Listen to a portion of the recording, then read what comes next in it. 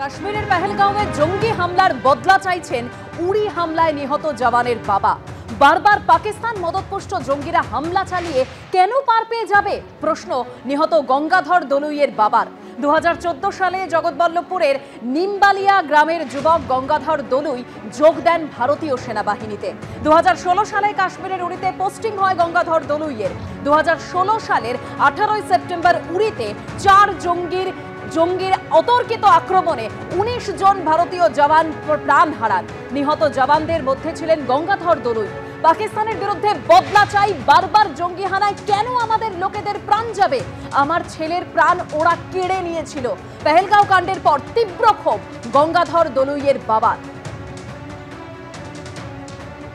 কাশ্মীরে যেটা এখন হয়ে গেল 26 জন যে মারা গেছে, ওদের ওই এরাও জঙ্গিরাই মেরেছে। এখন পাকিস্তানের সাথে ধ্বংস করে দেওয়া উচিত। এই যে ঘন ঘন হয়ে যাচ্ছে, ওই ওদের তো কেউ মারা হয়নি। ওর দিনকে তো আমাদের ভারতের লোক যেহেতু মারেনি, কিন্তু সেরকম তো শোনা যায় না ওর দিনকে ওদের জায়গায় যে মেরে এসছে। চলে যাচ্ছে কেন? সে পাকিস্তানের লোকই তো করছে, তারা চলে যাচ্ছে তো খুবই লাগছে। তারা নিরীহ ভালো ছেলে, তারা বেড়াতে গেছে, তারা কি জানে? তার দিনকে যে ধ্বংস করলো, তাহলে তার প্রতিবাদ করা উচিত। একদিকে উপত্যকায় চলছে নিরাপত্তা বাহিনী এবং সেনার জোরদার তল্লাশি এবং অভিযান, অন্যদিকে ভারতীয় নৌসেনা তাদের ক্রমাগত শক্তি প্রদর্শন করে চলেছে।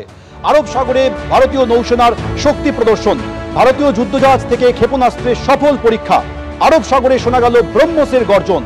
মোতায়েন করা হয়েছে ক্ষেপণাস্ত্র ধ্বংসকারী যুদ্ধজাহাজ।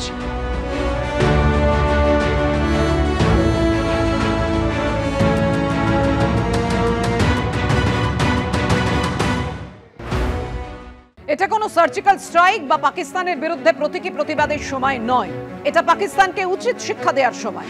পোস্ট অভিষেক বন্দ্যোপাধ্যায়। ওরা যে ভাষা বোঝে সেই ভাষায় পাকিস্তানকে জবাব দেওয়ার সময়।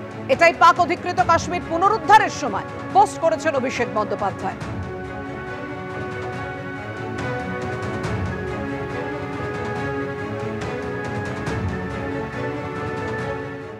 পাক অধিকৃত কাশ্মীর তো পাকিস্তান অধিকার করে রেখেছে, জবরদখল করে রেখেছে। তো সুতরাং সেটা পুনরুদ্ধারে অভিষেক বন্দ্যোপাধ্যায়, আমাদের সর্বভারতীয় সাধারণ সম্পাদক, যে কথা বলেছেন এটা তো একেবারে বাস্তব। যে এরকম টুকরো টুকরো কথা, এই করব, ওরা আবার একটা এই করব, একবারে মানুষের নানা রকম ভোগান্তি সাধারণ মানুষের। তো তার থেকে একেবারে একটা বড়সড় অ্যাকশন।